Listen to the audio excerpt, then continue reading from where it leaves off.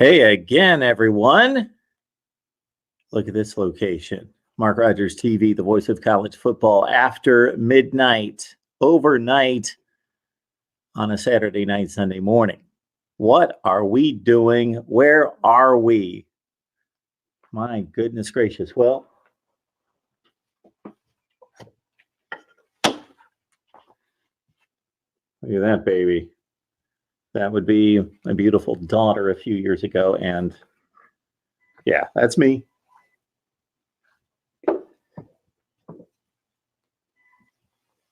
Broadcasting from Mom's house in Ohio here, about 500 plus miles away from my Connecticut home, talking college football with you tonight. So today, meaning yesterday, meaning before midnight on Saturday afternoon, we celebrated my mom's 90th birthday. Say happy birthday to Mom. Say happy birthday to Mom. I wish I had some really good, let's see, some pictures of her around. I don't see any, but if you go to my Facebook page, Mark Rogers, if you go to my Facebook page, you will see some tributes to my mom. We had a great birthday party with about 50 people celebrating my mom's 90th birthday, and she is going strong and said the Lord has brought her to 90. She was looking forward to 90. Now she is looking forward to 100. Yes. So if any of you out there think that I'm a hard worker, think that I'm a tireless worker, that I press on, push on, keep going, never give up. Yeah. Not even close to my mom. Not even close to my mom's league when it comes to that. So again, today has been a great day to celebrate with my mom. I should probably do this. Yes, I'm sitting on the living room floor, my mom's house. Everybody is going to bed, but some people are hard of hearing, so it's not the worst thing in the world that I'm sitting in the living room broadcasting to you, and we will talk some college football, and I'll take your calls. But I should have done this before we started to record.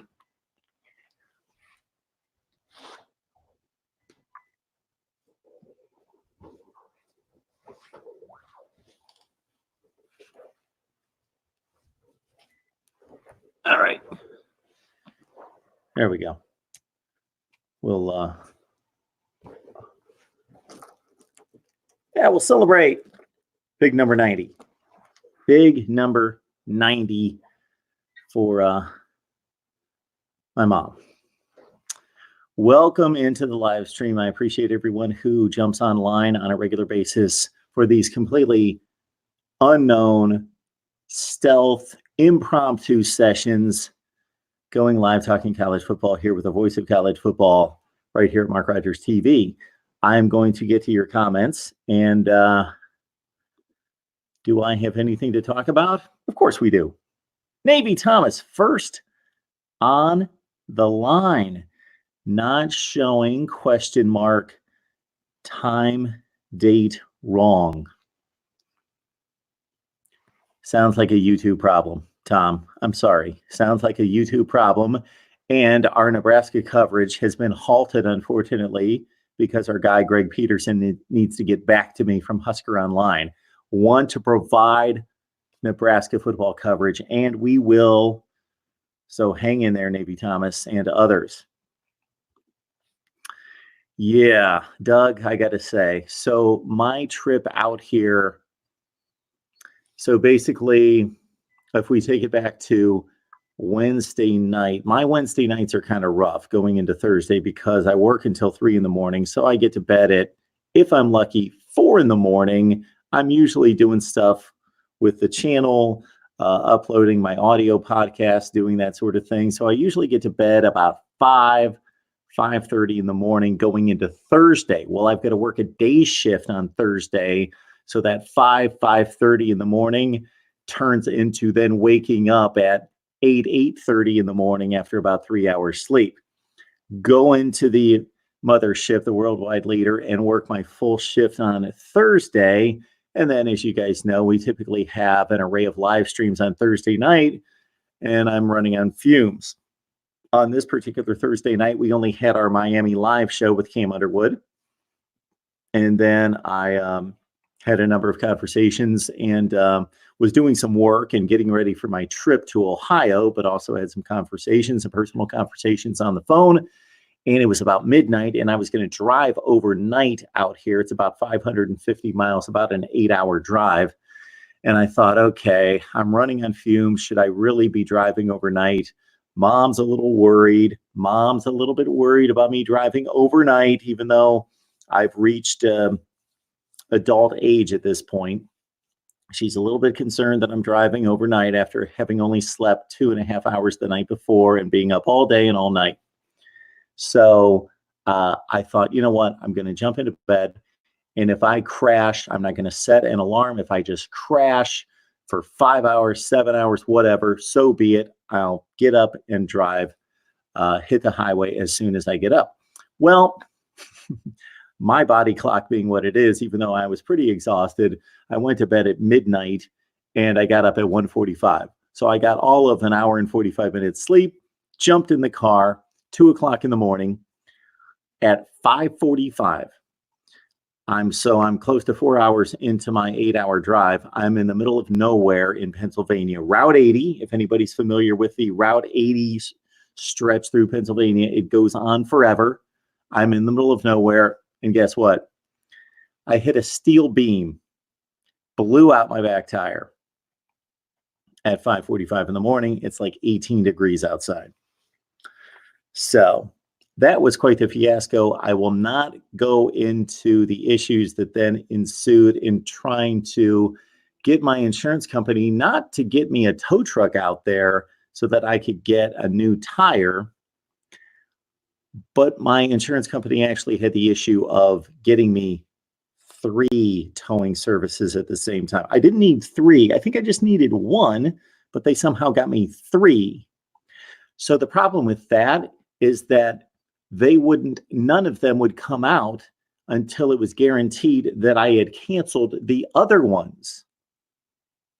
So get this, my insurance company, which will remain nameless, starts with a P, ends with an E, will remain nameless. I called them to set up, to get a tow.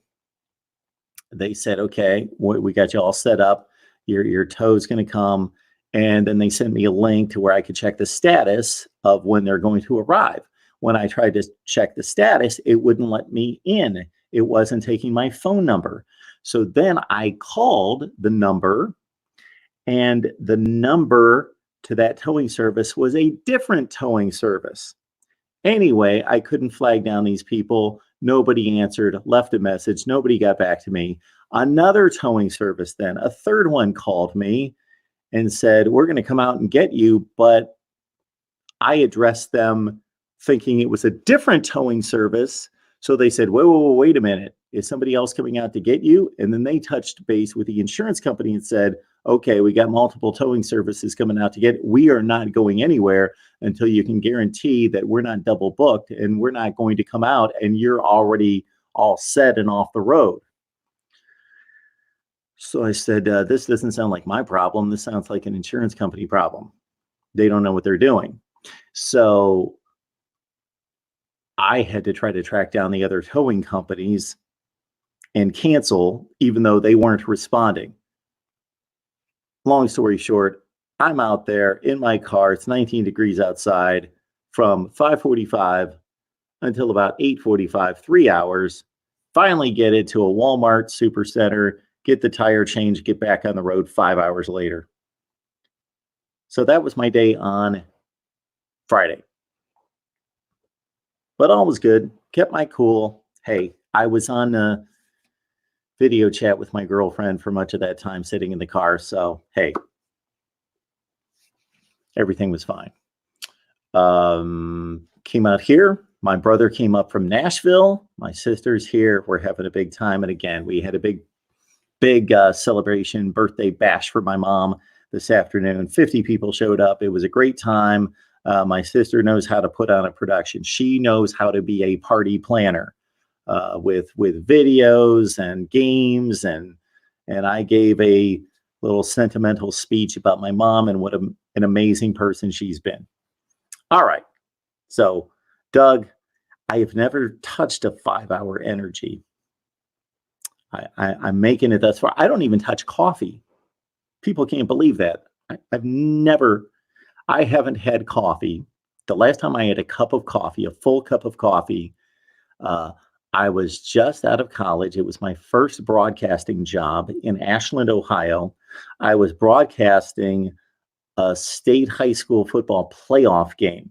I was outside, of course, and it was in single digits. And I was freezing, shivering, trying to announce a football game. And my jaw was just locked, frozen shut. And I was just shoveling down the coffee, telling whatever assistant was there, get me coffee. Just bring it as fast as you can bring it, because I got to keep my jaw loose. Last time I had coffee.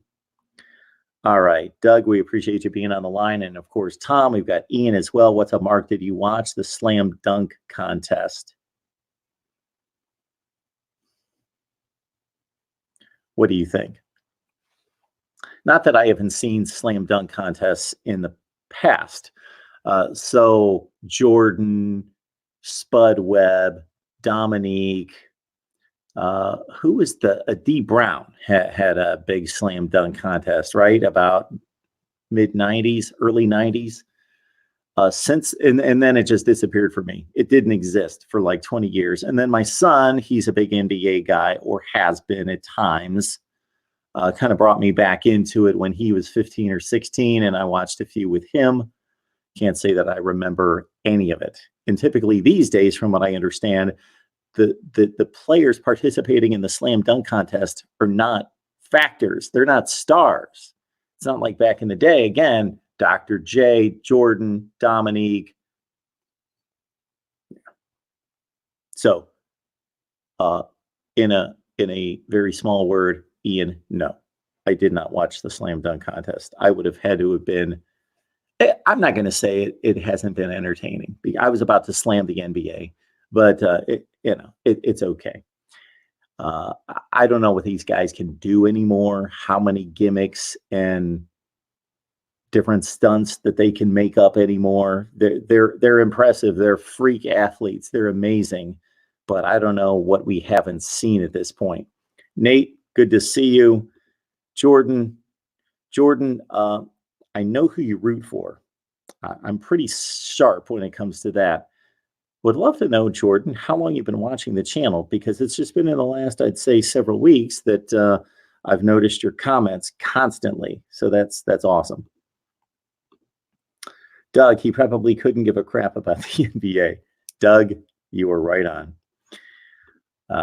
NCIS Fanatic 21 and live from Ohio. It's Mark Rogers TV Live. So if we go out this patio right here, you will recognize the scene of many of my 4 3 and 4 day stints videos during the summer, and typically at some point during the holiday season. Typically after Christmas and New Year's, I'll come out and spend a delayed, after the fact, Christmas holiday with my mom and family, and you'll see some videos from out here on the deck.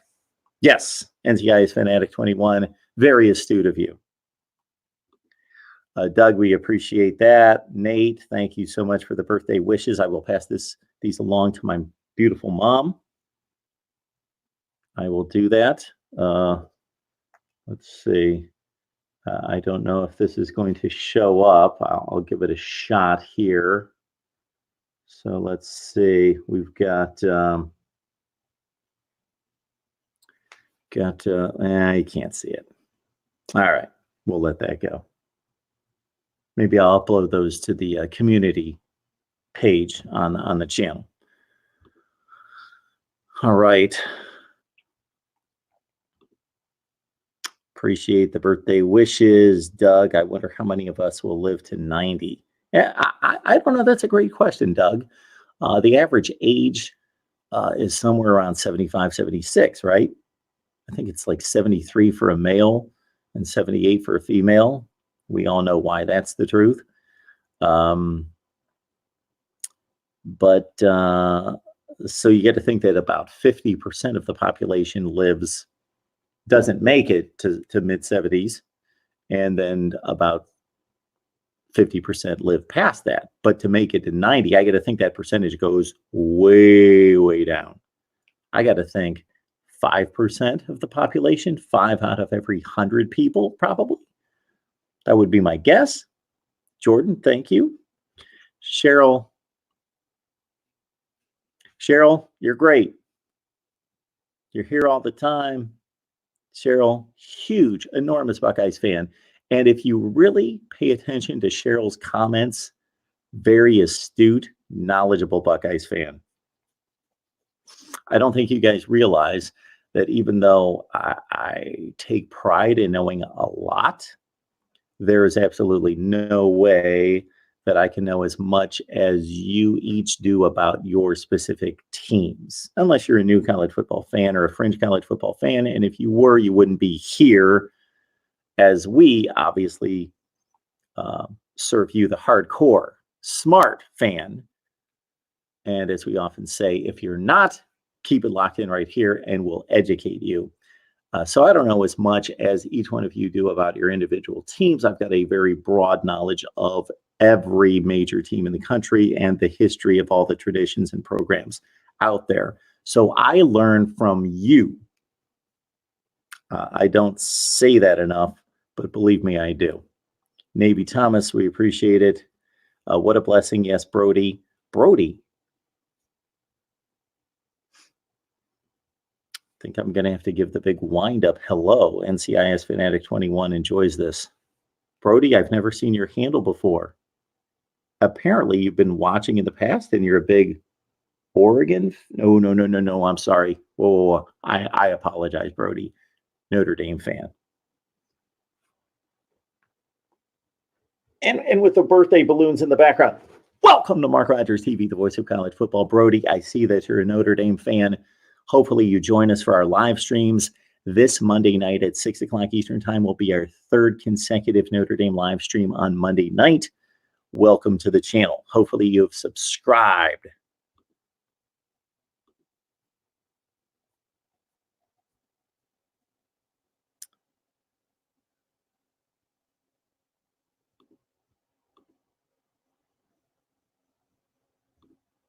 When's my birthday? May 27th, Doug. May 27th. Doug, will Miami and Florida State be relevant this year? So, Doug, unless you can define relevant for me, I'm going to define it for you and for the audience by saying, to me, relevant means you're in serious contention for a conference championship in November.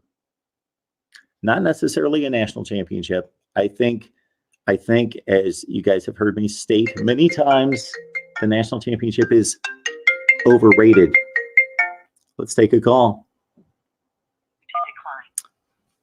The call will start at the beep. Hey, it's Mark Rogers TV, the voice of college football. Who's on the line? What's up, Mark? It's DeAndre. How you doing? DeAndre, it's been a while. How are you? Man, I don't know why I cannot catch you lately. I don't know where you've been at. I don't know if I miss you or what. So it probably seems like I'm slowing down, and the reason is because I'm slowing down. In January, I only produced 76 videos, which for the typical YouTube channel, people would be like, that guy's going nuts producing videos, 76 videos. But that's about half of what I typically produce in a month. So things have been, there's stuff going on in the personal life. I've been working a lot. Came out here for 5 or 6 days after New Year's to spend with my family here. I only produced like 2 videos in 6 or 7 days, where I typically produce like 25. It's been difficult to get on a live stream schedule, all those things, DeAndre. So we're going to crank it back up here very soon. How have you been? Good. You know, I have a newborn, so I feel everything you're saying. Do you? So, you know. Well, congratulations. Yeah, I got an 8 or 4 and a newborn. Fill us Thank you for in that. on the I appreciate details. it. Fill us in on the details. Well, I got two boys. They're the youngest, and I got one girl who's a very good athlete. Hopefully she'll be playing basketball or college one day. But other than that, just working life, Martin. This is working life. So DeAndre, I'm going to ask you the same question that Doug has posed. Doug, our Appalachian State fan, he just put it. I just posted it on the screen. Will Miami and Florida State be relevant this year? No, not Florida State, and because the reason why I say not Florida State, they have a very good head coach, but the problem is their offensive line, and I think they only saw two people in their class. Let me tell you something, Mark, and you said this, you go ahead and give me credit for it. But if you look at the ACC Coastal this coming up year, where Miami plays, to answer your question, Miami will be good, but the ACC Coastal is a lot better. So it's going to be hard. It's not an easy path. Like, go look at Virginia Tech. Go look at North Carolina, who's somebody that you're very high on. Mm-hmm. Go look at Pitt. Pitt returns their quarterback, their leader second. I think he led the ACC in tackle. Yes. His name's Twyman. Mm-hmm. Then you have Georgia Tech, which I think is going to be really improved this year. So, and they lost to all those teams. And everybody, I'm not sure, but Harris returns to Duke next year. And everybody keeps saying Chase is going to start. Chase has only played in one meaningful game. Yeah. And that was Syracuse. Sure. I think Duke lost to Syracuse 40-6 last year, which kept them on the bowl in that last second play against North Carolina where they fumbled in the end zone. Because Duke had went to, 6 consecutive bowls before that. So the ACC Coastal will be better. So it's going to be hard for Miami to make a push for the ACC title and be relevant like people think they should be relevant because the ACC Coastal is better. I'm not saying it's the Big Ten East or the SEC West, even the SEC East. But as far as moving up that ladder, I think it's going to be very hard for them. And, of course, Florida State, they have to play Miami, Florida, and Clemson every year. And then you got Louisville, who's going to be better next year. I didn't go to Boise. I don't know what Boise look like this coming up here. But there's 5 tough games that they're going to have to improve on. And they'll get Taggart a year and a half, so he didn't even get all his people in there. So it's going to be hard to say Florida State's going to be relevant when their problem's been their offensive line, and they didn't like what Willie Taggart was doing there. So those are still some of Willie Taggart's freshman and sophomore players that they got. So it's going to be hard to say. But Miami, yes, they have a chance, but I don't think that they will be relevant like people want them to be relevant. So that's a nice little overview of the ACC in both divisions there, DeAndre. Appreciate that. So for me, when I see a term like relevance, I think that is different for everybody. But for me, that means you're in a conference championship race in November. And that's just going to be too difficult for Florida State, considering the dominance of Clemson, of course. Can Florida State play with everybody else? Of course they can. They could finish in second place and probably should finish in second place in the Atlantic. But their second place could be 5-3, and Clemson's first place could be 8-0 with a 5-touchdown victory over Florida State. The Seminoles, I don't believe, are quite as good as Miami. I expect Miami to be a little bit better than Florida State, not by a ton, but to be better. And because of the division, even though the division in the Coastal has become deep with decent teams, obviously there's no elite team. And so Miami should be in competition for the division championship and therefore relevant, if that's what you want to consider. But on the national stage, neither one of them is relevant on the field nationally. Right. I do believe I'm sorry, DeAndre, I'm going to correct you. I think I might be wrong on one small minor point, and I hate to do this because this is nitpicky. I do believe that Duke has made a bowl in all of those seasons, excluding one. They went 4-8 a couple years ago. but basically have made a bowl game every other season until last season with only 5 wins. Yep. Yeah. And I don't know what Virginia got's coming back. But, I mean, I just think the ACC Coastal is one of those divisions that's going to be very hard for Miami to take control of, especially when you consider that you lost to Georgia Tech and Miami Georgia Tech and Duke last year. So, and I know a lot of the Florida State players came back outside of Cam Akers. So it's hard to say who's there. I know they had that receiver that's pretty good. And when the defensive tackles came in, that's pretty good. But what have you done to correct the secondary? And again, the offensive line. That's what skilled Florida State over the last couple of years. And so. And it's hurt Miami too. Right. Yeah, that's another thing. I mean, they talk about how they got these 2 good running backs that are freshmen coming in, and they got King. And I know you told me last time King got up for 50 touchdowns. He did. He's a good quarterback. Not great. I gotta watch that turn. He's a good quarterback, but what does your offensive line look like? If your offensive line and defensive line is not good, you're not going to win championships. And I don't care what conference you're playing. People say, well, look at Clemson that's coming up here. But Clemson's done a very good job of recruiting offensive linemen, and the system that Clemson runs. You can't tell me that last time they had a good offensive lineman that got drafted in the pros. I mean, Hyatt started for 4 years.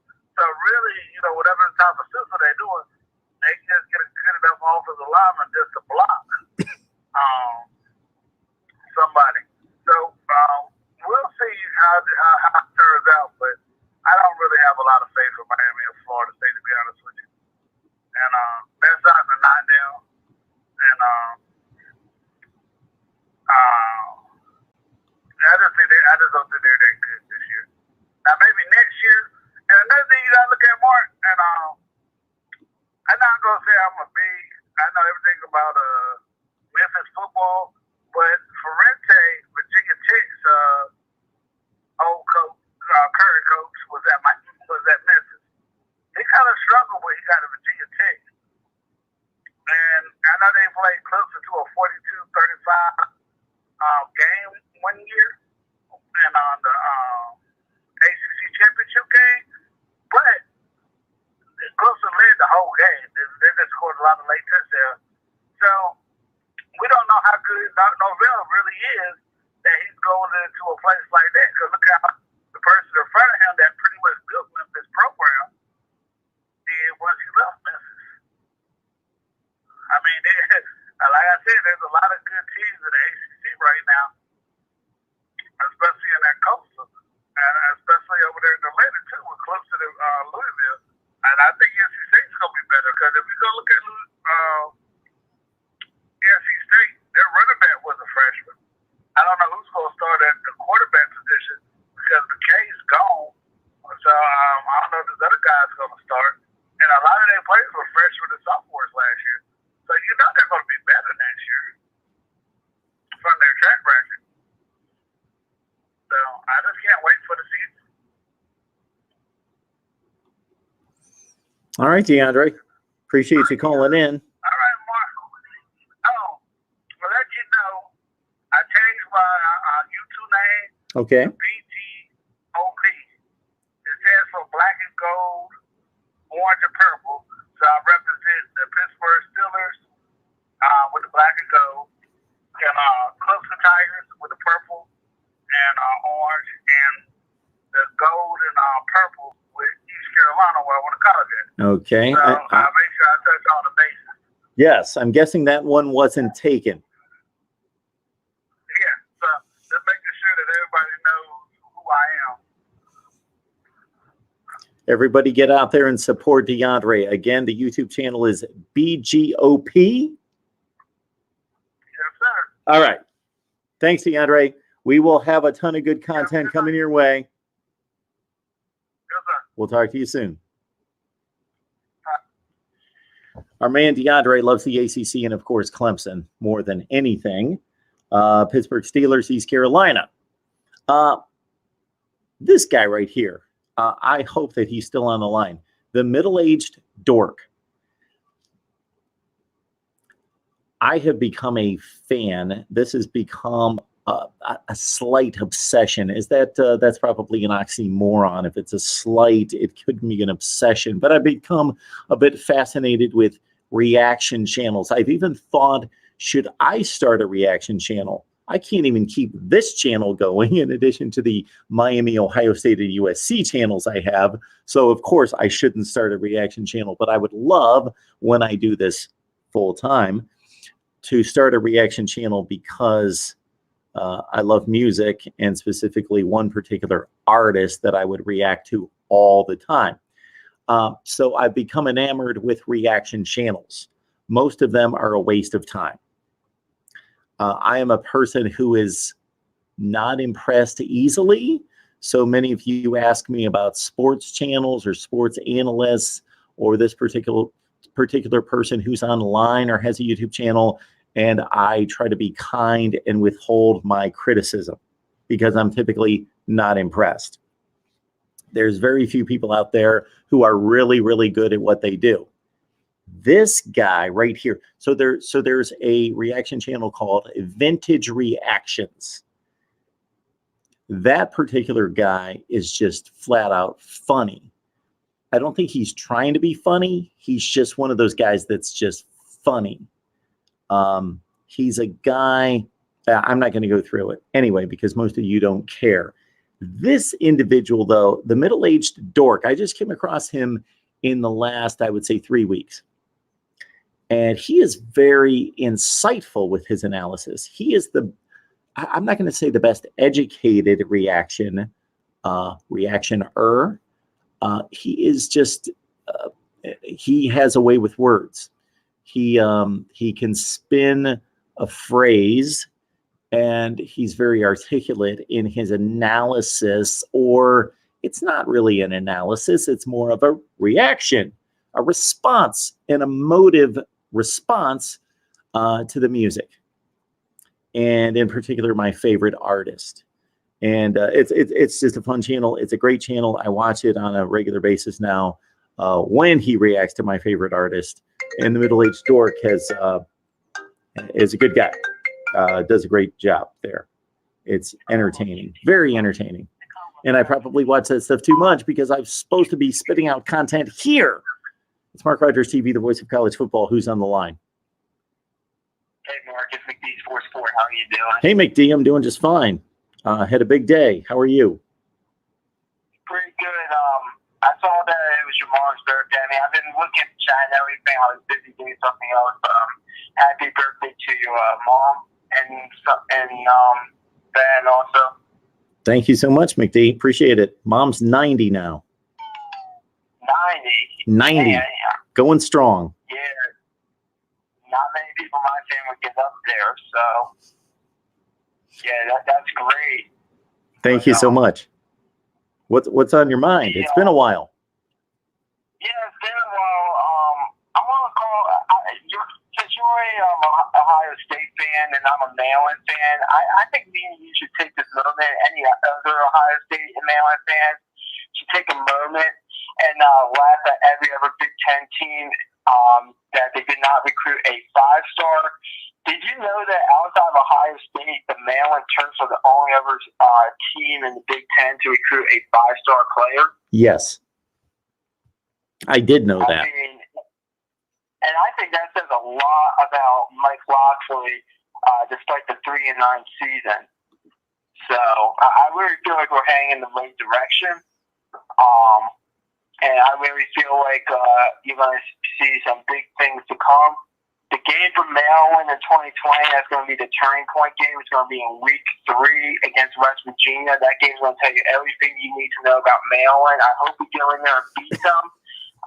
And I do think we will, honestly, but that's going to tell you everything you need to know about the Maryland Terps 2020, that week 3 game. Well, it's an important game, of course, because you're talking about a team that's on their level currently. based on what they both did last year and based on what is projected to happen this year. So it's a great test. Yeah, I mean, it's a rivalry game as well. It's a big, especially rivalry. The more reps you get in Maryland, the bigger the rivalry it is. Like down where the University of Maryland is in College Park, and then Baltimore is not as big as a rivalry. But if you get out past into the mountains of Maryland, it's a big rivalry where I live. So, basically, I really feel like Maryland could really go up into West Virginia and beat them. I don't think West Virginia talent-wise could keep up with us, honestly. Maybe coaching-wise, but I'm going to be honest with you, I think you're going to see a much better Maryland team in year two in the Loxley. I think Mike Loxley has his team really going in the right direction. And I expect us to get a big win on the road, week 3 against the Mountaineers. Now, I don't think we'll beat Ohio State. I don't think we'll beat Penn State. I don't think we'll beat Michigan. But there's several games on that schedule that I think are very winnable. And I think we could back ourselves into a bowl game at 6 or 7 wins. Okay, a couple things. I can't let you off the hook completely here, McD, because you're basically saying we're going to be better, we're going to be improved. What is the backing for that? What is the substance? What is the evidence that Maryland's going to be any better? Especially, what I think of Mike Loxley as a head coach. Well, let's go for Mike Loxley. Every coach tends to be better in the year 2 than they are in year 1. Can you back that up statistically? I can. You can look at coaches, for example. You can look at Kirby Smart, 8-5 in his first year, turns around, wins a national championship. Now, I don't think Maryland's going to be able to near a national championship, but I do think we can get into a bowl game. So that's the first. That's the one coach that I've been to recently.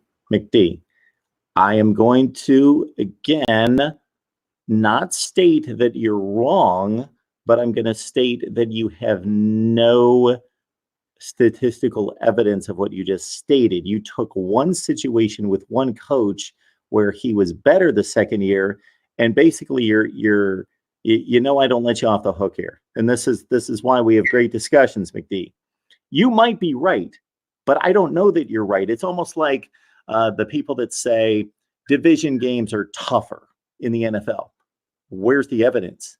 I understand the theory that division games should be tougher, but nobody's ever added it up or shown the statistical evidence that it's that way. Or there's a trap game here or there, or this should be a letdown game. Well, it's not statistically proven that there are such things. And I'll say the same thing with this, is that it's not statistically for every Kirby Smart that you give me, who went from 8-5 to 13-1, or 13-2 in the national championship game. I can give you the Mark Richt, who went 9-4 and then 10-3 and basically had the same season, or the Willie Taggart, who went 5-7 and then he didn't make it through the second season and got fired. Or the Dino Babers, who went 4-8 the first season and 4-8 the second season. I can give you many examples of coaches who did not improve in their second season. Clay Helton, another one.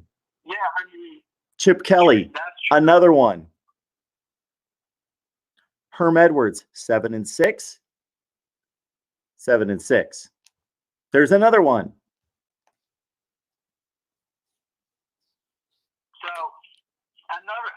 Move on to another reason. Another reason why I think Maryland is going to be better this year is because of the schedule. I think if you look at that schedule, week 1, week 2 should be wins against Towson and Northern Illinois. Week 3 on the road against West Virginia.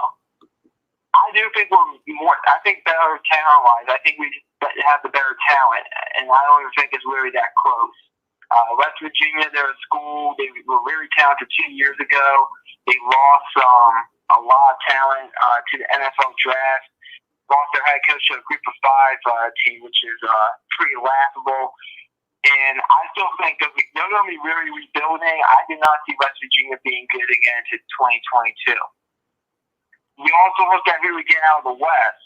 We get Wisconsin and Minnesota at home. I expect us to win one of those two games. Wisconsin, they lose Jonathan Taylor. That's a big loss there at running back for Wisconsin. I don't think Minnesota is going to win 10-plus games again this season. I think that was kind of a fluke. I expect them to win 8 to 9 games, but I think that's a winnable game at home. And a road game coming out of the West is Northwestern, which is to me one of the bottom feeders in the West. That's a team that I think we could go on the road and beat. You look at Rutgers, we could beat them. I also look at Michigan State as a team. We get them at home. We played them really tough last year, came down to the final possession. We could beat them, I think, especially with the new hire as head coach, which I do want to get your opinion on real quick. And also Indiana, another team that I think we've been really close with them the past few years. I think that's a possible win as well. So I think there's wins on that schedule outside of, if you exclude the Michigan, the Penn State and Ohio State games, there's 9 games. I think those 9 games are winnable, and I think we could get back ourselves into a bowl game at 6 and 7 wins, at least go 6 and 3 in those games. I believe we went through this exercise right after the season at one point, and we looked at the schedule, and I was having a hard time getting past 4 wins. Mark, I'm telling you, Wisconsin's going to take a big step back this year. You're going to Maryland is going to beat Wisconsin this year. And I think Wisconsin is going to take a big step back this year. They would have to take a cataclysmic step back to lose to Maryland. And Jonathan Taylor is going to be that big time loss. That's going to be the big time step. They don't have a quarterback. It's going to be, I think they're going to struggle to get to 7, 8 wins. They don't have wait a minute, McD.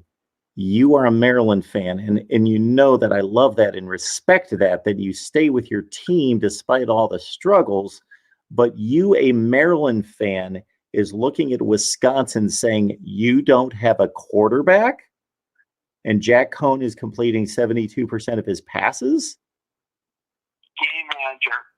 I understand, but that's all they need. That's all they need at Wisconsin. They win 10 games like it's nothing. No, they have no more Jonathan Taylor to lean on. I'm telling you. Do you want me to run down the 1,500-yard backs that Wisconsin has lost in the last 10 or 15 years, and they just keep replacing them? All they had was Melvin Gordon, James White, Monte Ball, who has set the all-time record for touchdowns in a season with 39. They've replaced all of those guys and more. It's a conveyor belt. I mean, I'm telling you, Jonathan Taylor to me was he's like a once in a lifetime back. Jonathan Taylor. No. I think the only other running back that's better than him is J.K. Dobbins. A once in a lifetime back. He's very good, and he might be the best of the bunch, but he's not a once in a lifetime back. He's not Barry Sanders. I'm not saying it's Barry Sanders. Well, that's a once in a lifetime back. Once in the world. There'll only be one Barry Sanders. Like nobody knows another Jonathan Taylor like in 100 years. In 100, it's going to take 100 years for us to see somebody as good as Jonathan Taylor. I mean, I think I'm telling you, Jonathan Taylor is probably a top 2, top 3 running back. If you want to put DeAndre Swift at number 2, I'm okay with that. Oh, in the nation. I think. Well, the other guys that I named, McD, were top 2 or 3 backs in the nation as well. Monte Ball scored 39 touchdowns in a season. Melvin Gordon was a top 15 pick in the NFL draft. These guys were in the same category. I'm not saying they were better than Jonathan Taylor. They were in the same category as Jonathan Taylor. Yes, Wisconsin losing Jonathan Taylor is a big, big deal. But you do not win 10 games every year. It's not like they were winning 5 games before Jonathan Taylor and all of a sudden he elevated them to 10-win status. They were no better with Jonathan Taylor than they were without him. They went 7-6 with Jonathan Taylor. Or I'm sorry, 8-5 the year before with Jonathan Taylor. They lost to Illinois to Jonathan Taylor this past year. There you go. Thank you. I expect Wisconsin to lose a game or two they're not supposed to lose this year, and I think one of them might be the Maryland Terps. Well, sure, it might be, but it's a big climb. It is a rough climb for you. I got to say that, McD. Can I make one point about Ohio State? Of course you can. Okay. Justin Fields will not have as good as a season as he had this past season because he does not have J.K. Dobbins to hand the ball off to. I think J.K. Dobbins covered him at times. I'm not saying Justin Fields is a bad player or anything, but I think J.K. Dobbins, I think you guys are going to really miss him. Oh, I agree with that. I agree. And I also think it's the biggest loss in the country, J.K. Dobbins. So I still expect Ohio State to be a top 5 team in the country and everything. I'm just saying, I just think J.K. Dobbins is that big of a loss. But that's all I really have for you, Mark. I'm interested to see what happens is upcoming with the spring games and everything. We'll keep in touch and everything. But thanks for taking my call, Mark, and go Terps. We're going to win some games this upcoming season. 3. Okay, McD. You win some games this season. McD, let's understand that I had you at 6-6 going into last season, and you even disappointed me at 3-9. For a Maryland fan to point at Wisconsin and say, you don't have a quarterback. Just think about that. When is the last time Maryland had competent quarterback play? When is Maryland not playing like 4 quarterbacks every year because of injury and because of incompetence? And I thought that they probably solved that issue with Josh Jackson, and they didn't. He was awful. And here's a guy that threw 20 touchdowns at Virginia Tech and won 10 games at Virginia Tech. But for some reason, he comes to Maryland and he's a different player. I do want to note, Thomas Lee, I hope that you're still in the chat. Thank you so much for the super chat contribution, Thomas Lee. I don't know if I'm going to be able to post that to the screen. Unfortunately, I don't want to go through the theatrics of the live stream that I'm dealing with. It's a bit different than the one that you see, the ones that I take here, because after a certain length of time, I lose the previous comments. Therefore, I can't backtrack and post many of those to the screen. So Thomas Lee, I hope you're still watching. Thank you so much for the super chat contribution. And if it is available, I will post it to the screen. Thank you so much for the contribution and for helping us here at Mark Rogers TV, the voice of college football. Many of you understand and embrace the vision here to build the very best channel for college football on YouTube. We believe that most of the time we hit that mark, much of the time, but there is much improvement to be had, and we will accomplish that. I have my priority list for the off season. I'm working on it. Also had another super chat contribution. I will get to that in just a second when I can find it. An assistant would be great. An assistant would just make this, I could just focus on talking college football.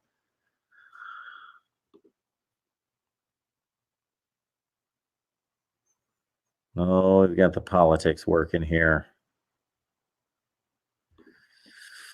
Luke, Big Ten hit the most teams in the top 25 this year.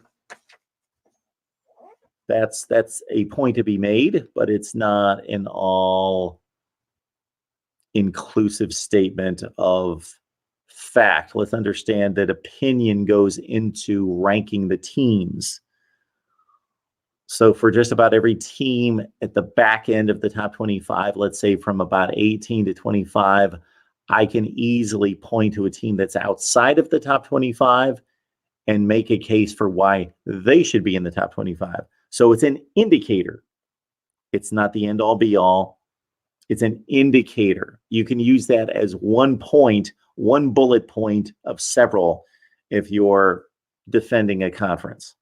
So it's a good point, Luke, but that's not everything. Here we go. We've got our man who is on the line, DeAndre, and his new YouTube channel and handle, BGPO, Football Funk. Thank you so much for the Super Chat contribution. I say it all the time. I will get to it at some point. I'm going to post a video in which I'm going to be speaking specifically to those of you who love the channel, who have a vision for the channel, who understand what we're trying to accomplish here. What we are in the midst of accomplishing is to have the most dynamic, most informative, most insightful, entertaining, all those things, college football channel in the universe. Mark Rogers TV, the voice of college football. We deliver probably the most content. I can't imagine that there's a YouTube channel out there on college football that produces more content than we do. And it's our aim to provide more insightful content. We do that most of the time. We are going to get better. For example, my goodness, I got to work on my way too early top 25 for 2020. You know what this is?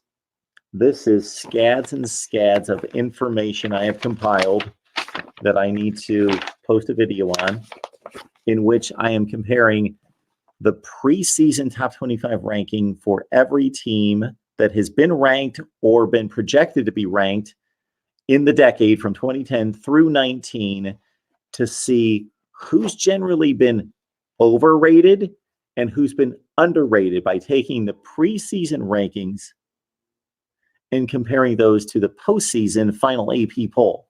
So, for example, Alabama in 2010 was ranked number 1 preseason, surprise. But postseason, if you remember, that Alabama team lost 3 games and they finished at number 10. Alabama's preseason ranking. Now, they have backed this up most of the time, is pretty crazy that Alabama in the past decade has been ranked preseason. This is crazy. Number 1, 2, 2, 1, 2, 3, 1, 1, 1, 2.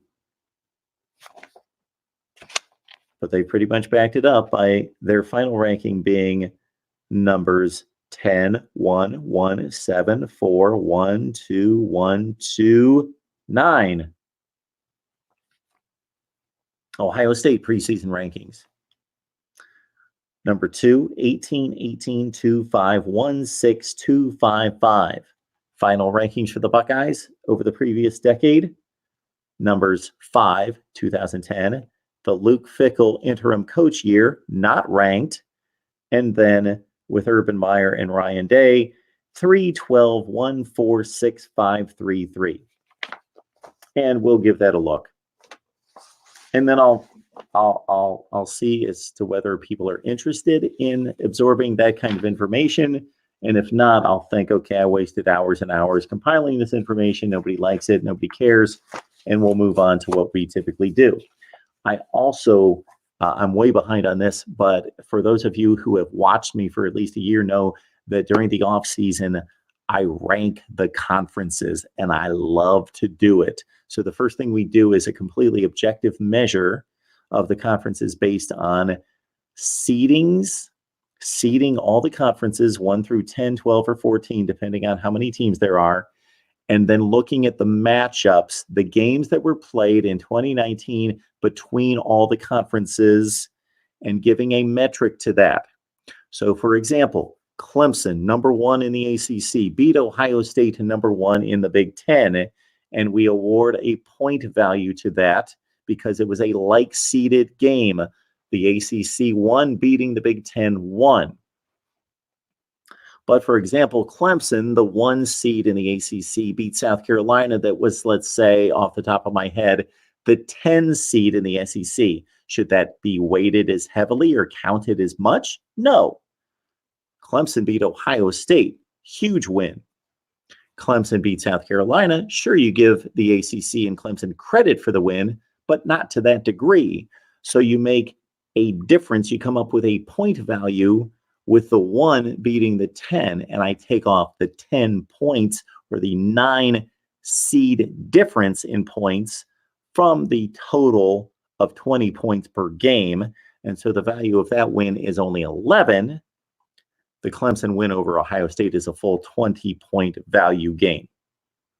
And we go through the entire set of games between all the Power 5 conferences, and I give you the results of the complete objective analysis. That's completely objective without my opinion of how the conferences played against each other in 2019. And then I provide my perspective on it, which you can probably anticipate to be SEC's 1, the Big Ten's 2, and then I really have to crunch after that. I really need to crunch. But in my mind, there's no question that the SEC is the best conference in college football. The Big Ten is number 2.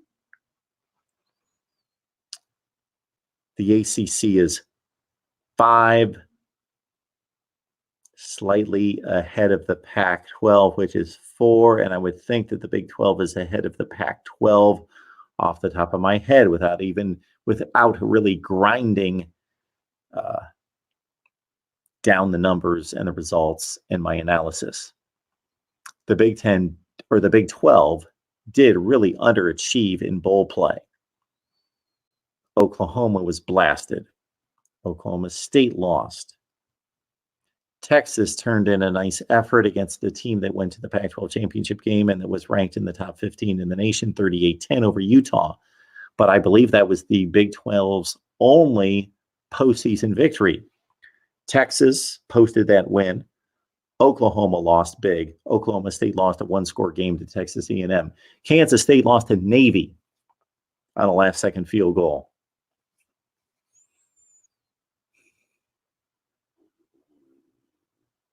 Who am I missing? Iowa State lost to Notre Dame. That wasn't necessarily a fair fight, a like-seeded game. When I say a fair fight, should Iowa State at 7-5 been playing a Notre Dame team that was 10-2 and ranked in the top 10? No. This is where the bowl selection process is screwed up. Meanwhile, Virginia's playing Florida. Virginia should have been playing Iowa State. Good game, good matchup. Florida should have been playing at Notre Dame. That would have been a great game. Notre Dame, Florida, Virginia, Iowa State, not Iowa State against Notre Dame, losing 33-9. Virginia gave Florida a decent game, but we could all see the outcome play out throughout the night. Florida was the much better team. So Iowa State lost as well, and there's one other loss in the Big 12 that I'm missing off the top of my head. So anyway, I believe the Big 12 went 1-5 in postseason play. Texas won, Oklahoma, Oklahoma State, Iowa State, Kansas State. Who am I forgetting? Somebody else lost out of the Big 12. Okay.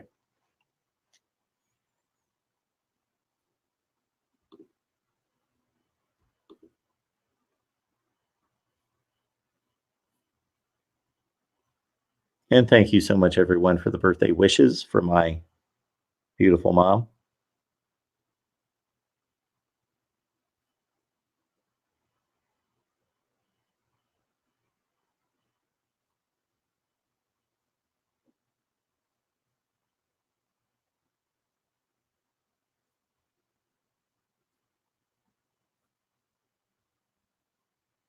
Try to catch up in the live chat.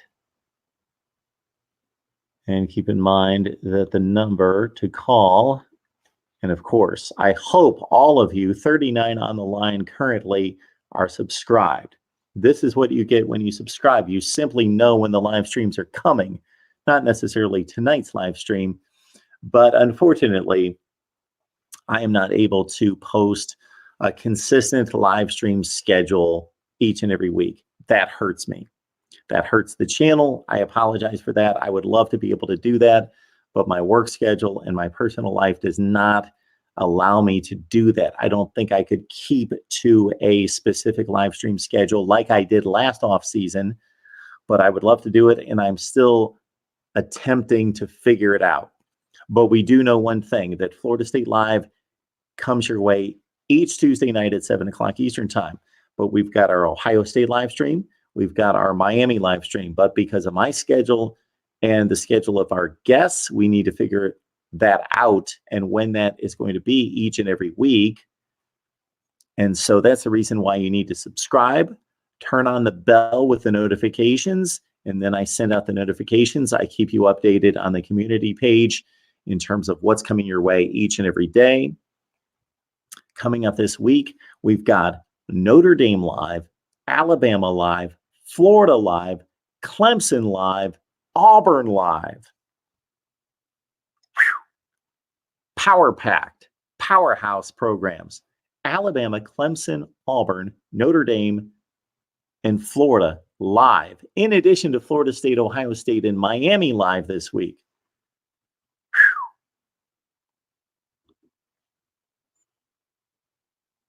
And I remind you that the super chat is available. Okay.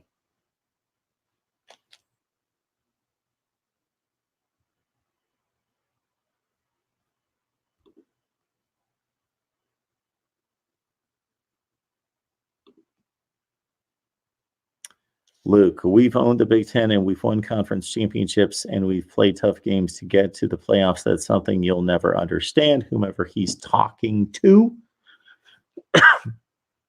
So my theory on posting your live chat comments to the screen is that if you're having a, it's not private, it's a public conversation, everything there, but you're having a conversation between two of you and the posts will not make any sense, then I typically don't touch them. But the standalone segments, the standalone posts, comments that would make sense to everybody, I bring those to the screen.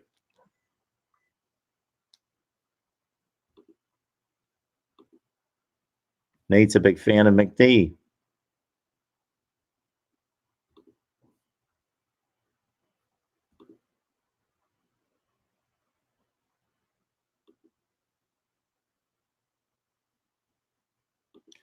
Wisconsin equals a poor man's Georgia. I understand that analogy, Doug. I'm not going to rail against it. I don't think it's completely accurate, but I get it. I get it.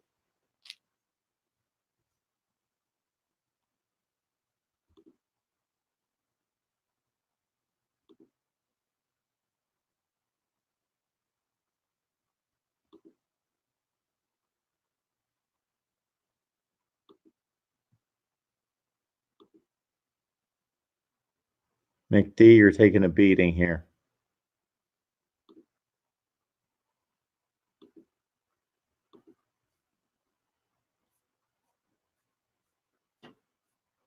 I am way behind on these comments, aren't I? Goodness gracious, you guys are going to town. My apologies.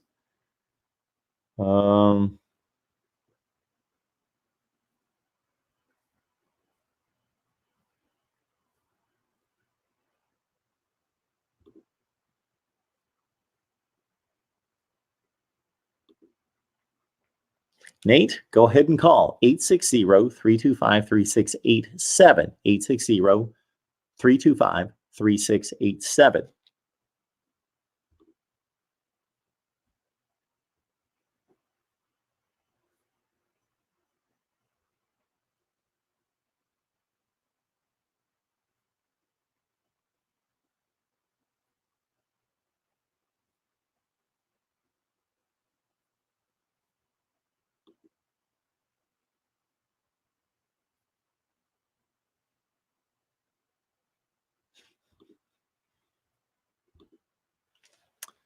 503.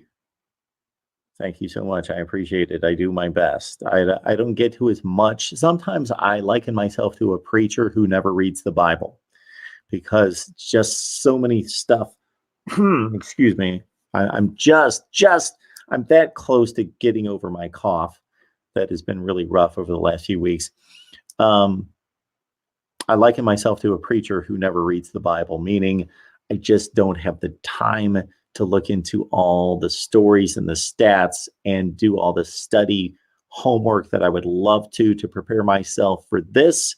But I'm such a junkie on college football and have been my entire life and watch so much during the season and have stored up. Fortunately, God gave me a brain that remembers. It doesn't function necessarily at a high rate in some ways, but in other ways, like remembering scores and stats and names and seasons past, it pretty much sticks. So that has helped me tremendously.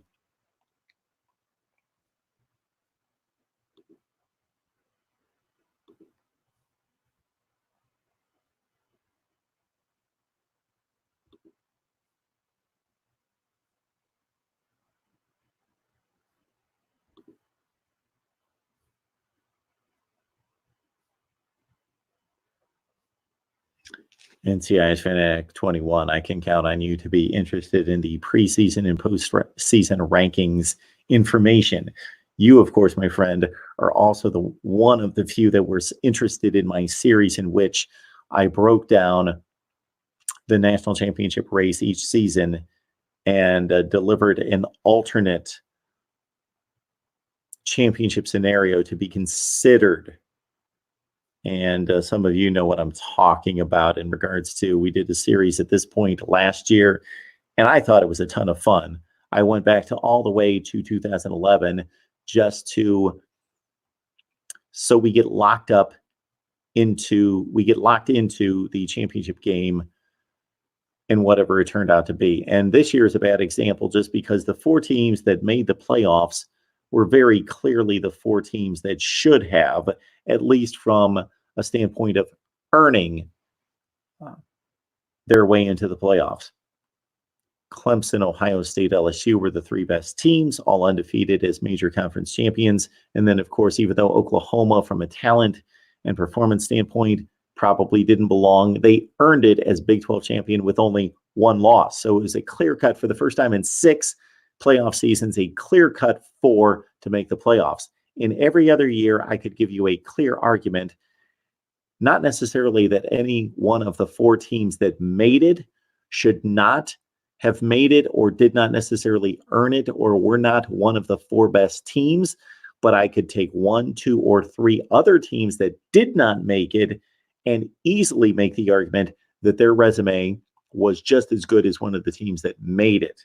Therefore, I brought that perspective to each and every college football season and was looking forward to getting back into the BCS era, and did with 2011 and 12 to bring that into play. And it was a good series, and I enjoyed it, but only got like 300 to 500 views per video. So we had to stop that because it was just too much time and just too much time consumption placed into that. Mark Rogers TV, the voice of college football. Who's on the line? And Marcus DeAndre is, and nobody was calling in. I decided to call in. What I was about to say. You know what you need to do this summer? And I know that they get a lot of attention, but I would love for you to do BYU National Championship 1984. Okay. And 1991. 84, 91. Was it Washington, Georgia Tech? Yep. No, it was Washington, Miami in 91. It was Georgia Tech, Colorado in 90. Yeah, Georgia Tech. In Colorado, yeah. You won 84 and 90. Yeah. Okay. I am not going to promise that. I will attempt to do that. I most likely will do that. I'm not going to promise anything because people need to be careful with making promises. And I'm not one of those people that make promises and I don't keep them. Well, and If you don't, I understand because you got a lot to do too. You got a family and stuff too. But it's just something that I think in history, I know you don't really like the current system, but it's better than what we had. Yes. I mean, and it's not a perfect system by no stretch of the imagination, but I think it's getting better, and there's gonna be more improvements to come along.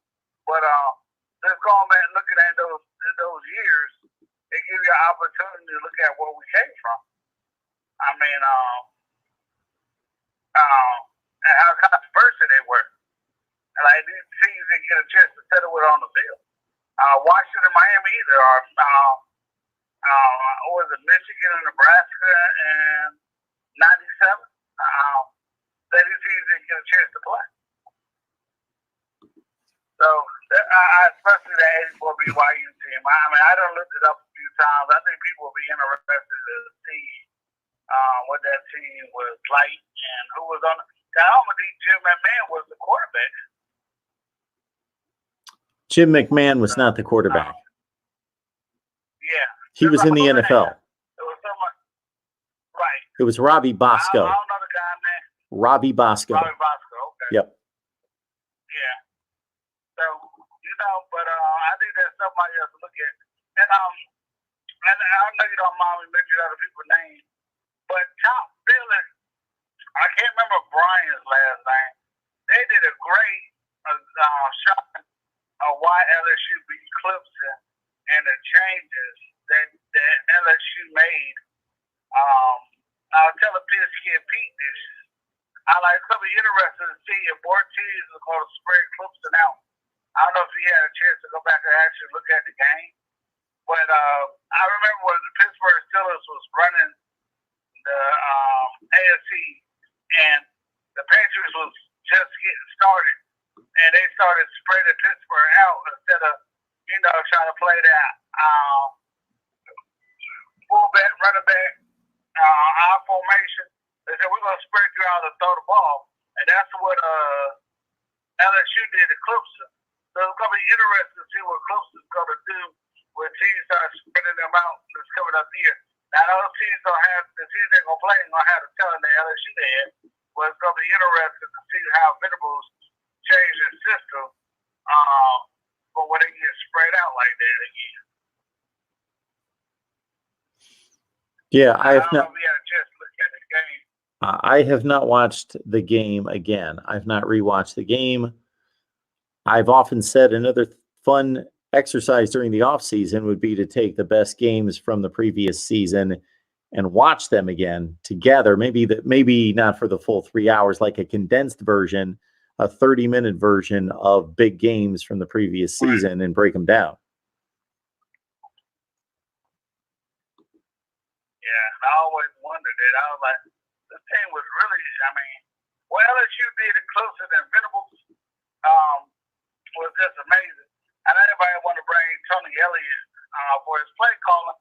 That's a lot to do with it too, because again, you have some people on YouTube point out that LSU Clemson couldn't run nowhere but behind Cameron Jackson, Carmen Jackson. So, those other four offensive linemen who been started since they were freshmen are playing. As you pointed out, that a lot of those guys like Pollard and Atkins was playing in that first Ohio State Clemson game when they played for the right to go to the championship, and they didn't do nothing against LSU. And I know you pointed out that ETN had 81 yards rushing up to the 11-minute mark in the third quarter, and they didn't run them no more. But and I said it too, and more people are starting to see what I was saying. And not having Tyler Renfro hurt Clemson this year. I know he's been there since 1981, and he had to graduate sometime or another. But, Clemson didn't have that fast, shifty person in the slot to open up the field for those outside receivers like they did with Tyler Renfro. So it's going to be interesting to see what Clemson does this year with that position. Spencer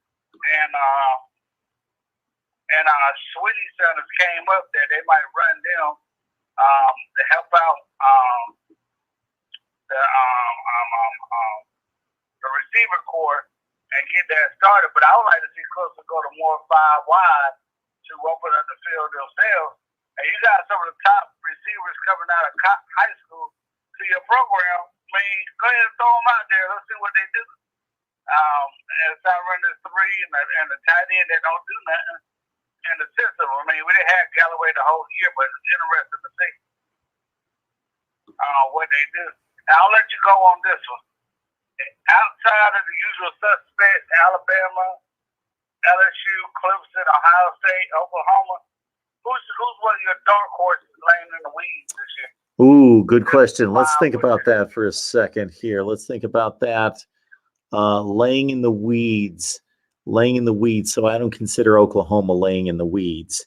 Oklahoma is not laying in the weeds. Who would be laying in the weeds would be, I'm going deep in the weeds with North Carolina. I'm going not so deep in the weeds with Texas. I like Texas. Ellinger is going to be a senior if they can stay healthy, which they didn't do this past season.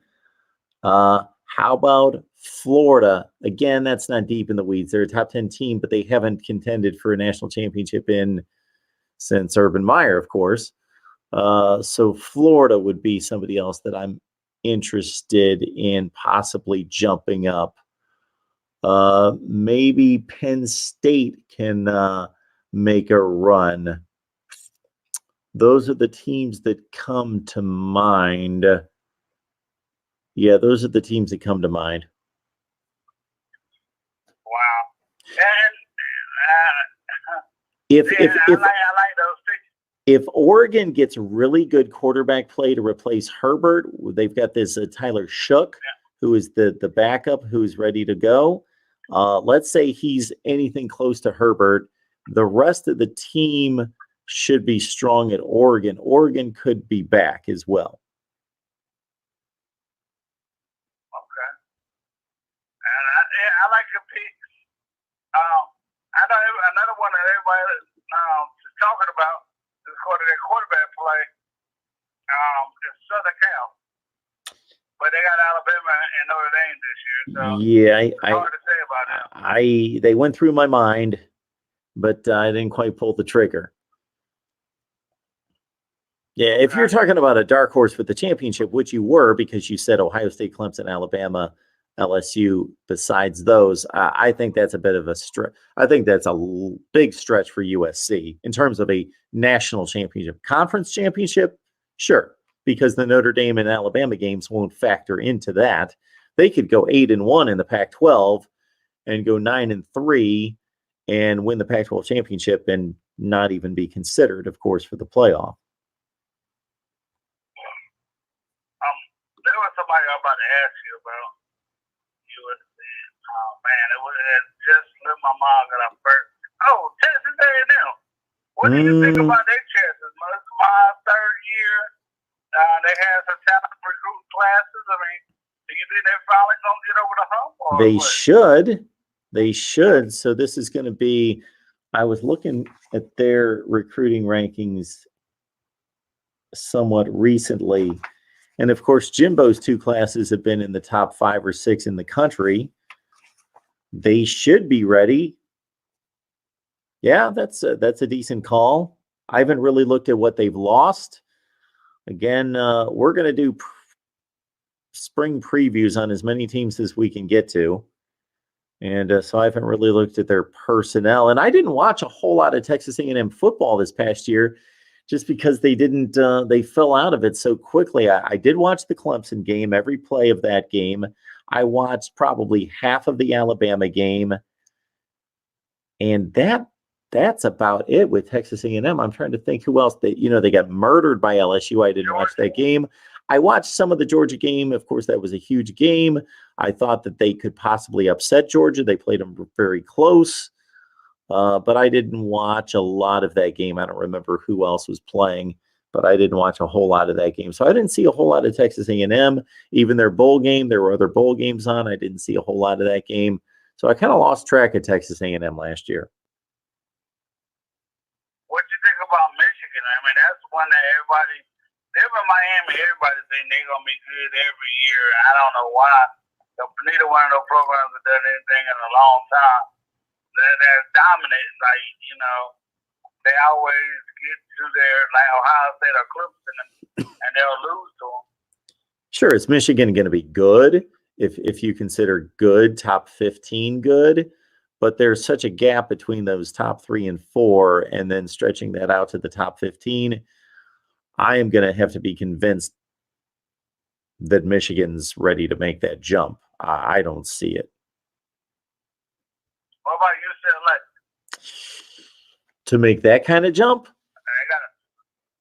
I posted my 10 most intriguing teams for this year, and UCLA was there in my top 10.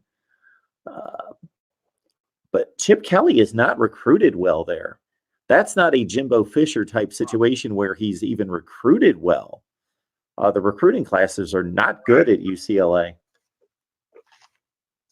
I think Herm Edwards has done a nice job. Right. And he's brought in another good class.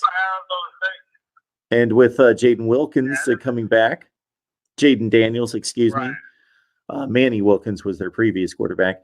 Jaden Daniels coming back. I think Arizona State could cause a little stir and some noise. Right. Well, that's one team I didn't think of, Arizona State. I didn't even think about them. I mean, that's a good point. I mean, this style of playing, and they have some good recruits in there. Then they got one of the top receivers in the country coming out. I mean, I'm not saying he's going to make that big of a difference, but as soon as you bring up all these teams, DeAndre, you make me want to start doing some research and digging up the personnel and doing a breakdown on these teams. Yeah, I mean, it's going to be interesting. And the thing that we don't really, another underachiever just like Texas A&M is Georgia. Georgia's really underachieved over the last couple of years. Yeah, they have. I know people might say, well, 10-2 or 10-3 is underachieving, but I mean, the games they have lost was ridiculous. And another thing that we didn't mention is Baylor. I mean, I know they got a new head coach, but I mean, the cover's not fair there. So, I mean, it's going to be an interesting year. This is the first year I feel like, yeah, you do got Clemson, Ohio State, the usual suspects, Alabama, LSU. Because everybody, we just wait for LSU to change their offense. And once they change their offense, they look really, really good. I just can't wait to see this year. I'm going to enjoy the off season and doing my reading and stuff, but I mainly deal with ACC teams. And another thing that there's a lot of good college football that we played this year. I mean, I don't think that you're going to see the usual suspects this year. Alabama, Clemson, LSU, and Oklahoma, and Clemson in there. I think you're going to see a couple upsets, and I think you're going to see some of them get beat this year. We saw with Alabama last year. What did they do, 2 games? Yes. I think they lost. Yeah. And we didn't even mention Auburn. They got Bo Nix returning. Mm-hmm. There's a lot of good teams there. And as you know, and you already covered this ground with the first call, and maybe I'm a sucker for just the way this is setting up, and they may let me down, is this North Carolina team. And you know what? If we go look at North Carolina recruit class, I think I told you this one time before. They got Damon Evans coming there at defensive end. I know they lose Aaron Crawford and Strawberry, but Carolina's going to be really, really, really good. I mean, that schedule early is just so tough. And you got Auburn, Central Florida, and people forget how good James Madison is, even if they're a non-bowl subdivision team. mean, they done beat some powerhouses in college, not powerhouses, but they have beaten some teams. Sure. Over the years, and and kept the game close. So, Carolina has a very hard schedule. I mean, you can hit manage to say they might be 6-6 and not see improvement, or 7-4, but it's because their schedule is so hard. And but they also could go 12-0 and play Clemson in the ACC championship game. So it's hard to say with Carolina, but I think everybody has to. And I know you probably haven't found the video because you don't have time. But if you remember us talking last year, I'm the one that said that Carolina's a game that you got to watch out for Clemson because their offensive coordinator is a run-and-spread air raid type of coordinator. And I thought he was going to give Clemson some trouble, and it came to be true. So we're going to see what he does this year with Harold having another year. So I like their chances. But we're going to let you go, man. I've been keep listening to the show. I hope we get some more callers in. Everybody needs to come talk no more, as Mark did do. Appreciate that, DeAndre. You have a great night. Thanks for calling back. All right. Good. Our man DeAndre, he's got a YouTube channel as well. Again, I believe it's BGPO. Anakin, good to see you on the line to talk some college football. So our number is, of course, subscribe. Got to subscribe because you get the notifications that way, and you just help build the channel and support the channel. It's been a rough, I'd say 6 weeks for the voice of college football. Number here, 860-325-3687. 860-325-3687. Let's get to more comments.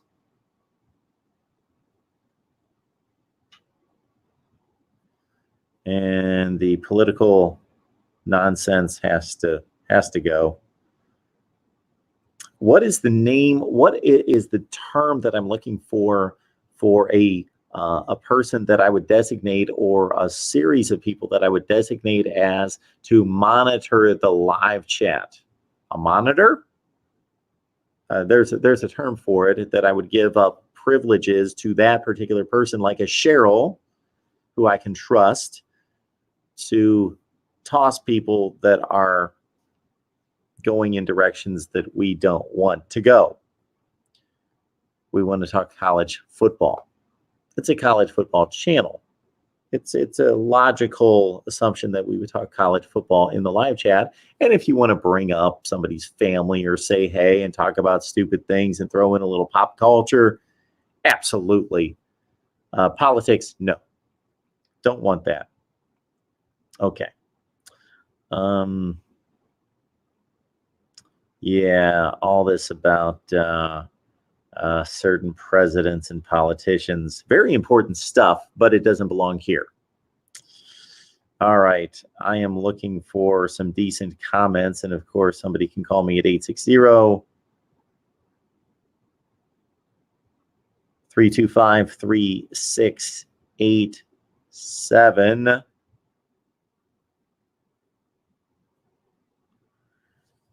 Stone Cold Sassafras Squatch. I'll take Georgia plus 1,000 for the Natty. Is that the line in Vegas?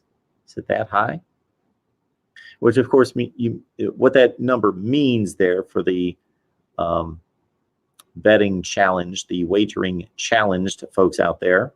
And I would suggest if you don't bet or are not tempted or enticed to bet, stay away. Stay away. You're a better person for it. But for those of us who care and are intrigued and tempted, yes, Georgia, the plus 1,000 means that if you lay down a $100 bet and Georgia wins the national championship, you net $1,000. So you would be returned $1,100, which includes your $100 investment. So you make $1,000. When you see the minus sign, that means that that particular team is a favorite Therefore, you would have to lay down. So if you see a minus 140 for a particular team, that means you need to bet $140 just to make $100 on a win. All right.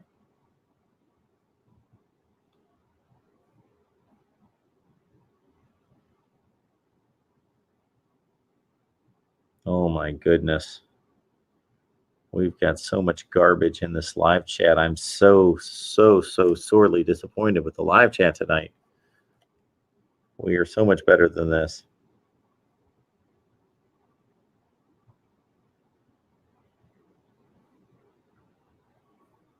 Dante with a college football comment. It's good to see. Once we started to talk about Texas A&M with DeAndre, Kellen Mond, I believe it's the young man's name, has been a disappointment, not living up to his ability. His stellar game was the second half against Clemson at A&M the previous season when they came back and almost won it with a failed two-point conversion, losing 28-26. He threw for 400 yards, most of those yards in the second half. That was his peak.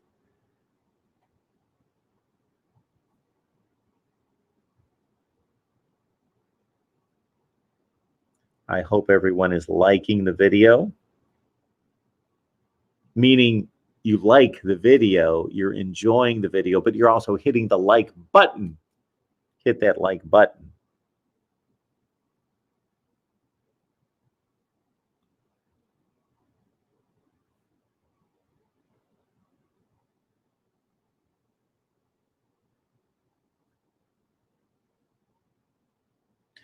I am having a heck of a time finding legitimate comments in the live chat.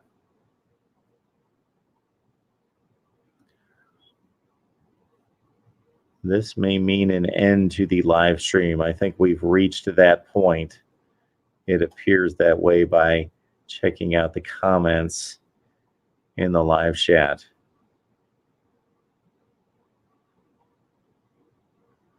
I think that's it, folks. So this coming week, lock it in. Consider this: Auburn, Clemson, Alabama, Florida, Notre Dame live streams just this next week, in addition to Ohio State, Miami, and Florida State.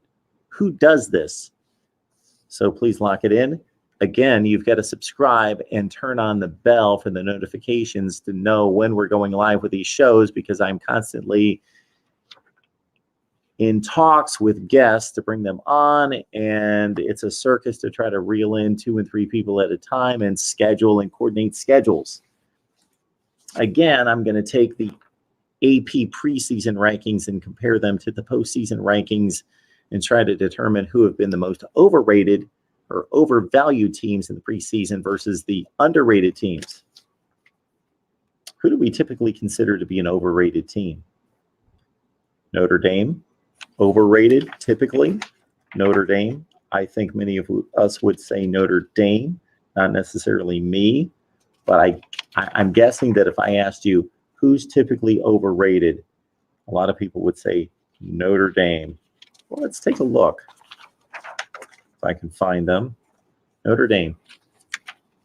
Starting in 2010, preseason not ranked, finished not ranked. Next season, 2011, preseason number 16, finished not ranked. 2012, of course, a huge season for Notre Dame, started the season not ranked, finished number 4. Blown out in the BCS championship game after going 12-0 and slipped all the way to number 4 as people were not impressed with the championship game effort against Alabama. In the 2013 season, they started the season preseason number 14. They finished at 20. Next season in 2014, they started the season at 17 and finished unranked.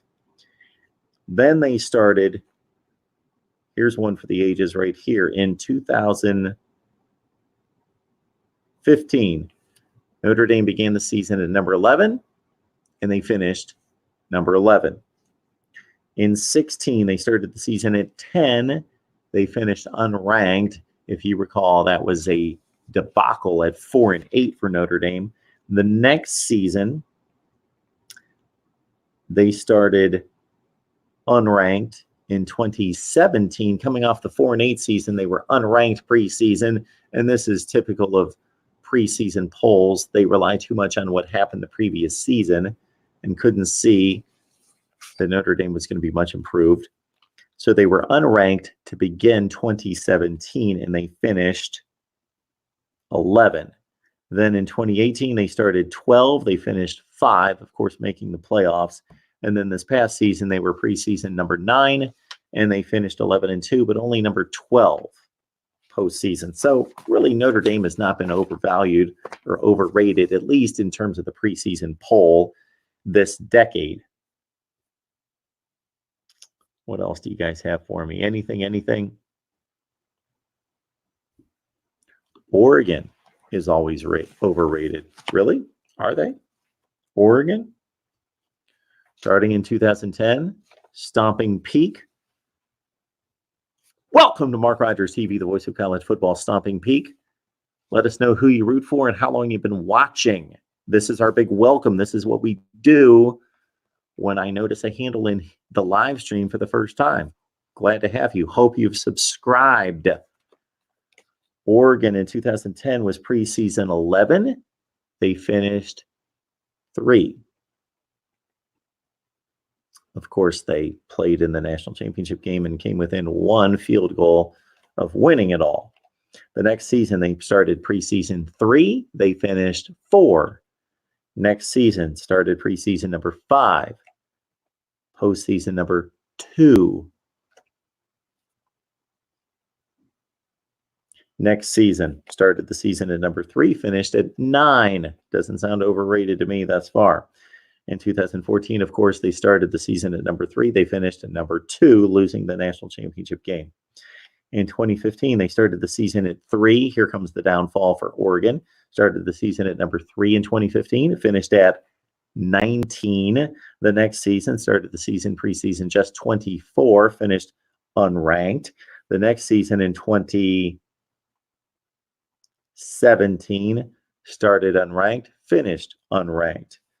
2018, they started at 24 and were unranked. And then this past season, the big improvement under Mario Cristobal, starting the season at number 11 and finished number 5 with a Rose Bowl win.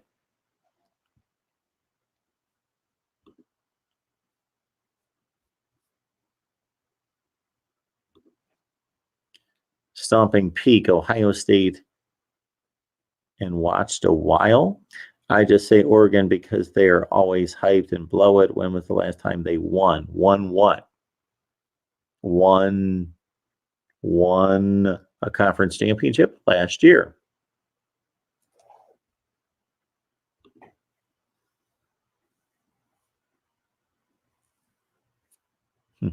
Dante, nobody's objective. Very few, we'll put it that way. Very few are objective. Dante would like to call in. Dante, the number is 860-325-3687. And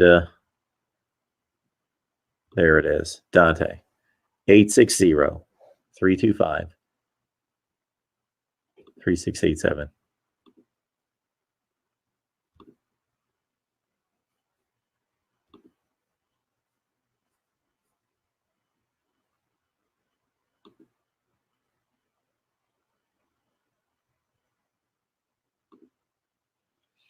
Travis, Oregon does look in prime position to dominate the conference. Domination is a bit of a strong term, but I'm going to use it right there because Oregon has had the best recruiting class in the Pac-12 the past 2 years, and the only team in the Pac-12 that has been really close to a top 10 recruiting class nationally the last 2 years. That's only 2 recruiting cycles, but still, they had a very good team before that. They've shown that the last 2 years, especially this past year. So that top recruiting class in the Pac-12 2 years ago really didn't, it had some level of impact, but these top number 1 recruiting classes in the Pac-12 and top 10 in the nation, the last 2 recruiting cycles are just going to take hold here going forward. So Oregon's in great shape. Oh, I think that's going to be Dante. Mark Rogers TV, the voice of college football. Who's on the line? Hello, Mark Rogers. It's Dante. How are you tonight? Dante, I'm doing just fine. I appreciate the phone call. Oh, man, I appreciate what you do. You're hardest working man in college football. You should figure out a way to fit that in as well. Yeah, we can only go with one title at a time, but I appreciate that, and I think James Brown took that at one point, and so I'll leave that with him. Yeah, hardest working man in showbiz. Absolutely. But, as far as what you were talking about earlier, with the actually, you were just going into the overrating, appeasing the crowd. But more importantly, obviously, I'm a Hurricane fan, but I try to be objective. My main thing, I get a kick out of Tabardine. One, he incites the crowd each time with his Manny Diaz is the greatest, and we're going to beat Clemson 42-28. 42-28. The score. At least he's consistent. Yeah, no, he's consistent. He's consistent. He believes we're 14 points better than Clemson. As far as I'm concerned, I'm going to watch and see. I'm never one to say that Miami is back. I actually hate when people say that because we've never gone anywhere. We've had an administration that really wasn't supporting the football program and a lot of bad hires. And, 15 years of mediocrity as a result. That's what happens. Yes. But talent has been there. So we finally have, for the first time, I feel, a complete coaching staff of competent coaches, all focused on the same accord. Plus, having Ed Reed in the building finally gives Miami something I think it's been missing since 2005, which is an identity. Miami has lacked identity for a very long time, and I think that's something that's in the building. As far as Manny goes, it's just going to come down to, is he going to accept the humble pie that he was dished out 7 times last year, and even one time for good measure over the offseason. You did see that they voted him 122nd out of 130 coaches as on the best list. So who voted? Did you see that? I did not. I can't remember. There was a periodical that voted from 1 to 130 the best coaches in Power 1 football, Division 1 football. Manny was voted 122 out of 130. So that sounds like a good live stream. So last year we looked that up. I came across that ranking. I think it's either maybe College Football News or Athlon's does a 1 through 130 ranking. Put out like a couple weeks ago.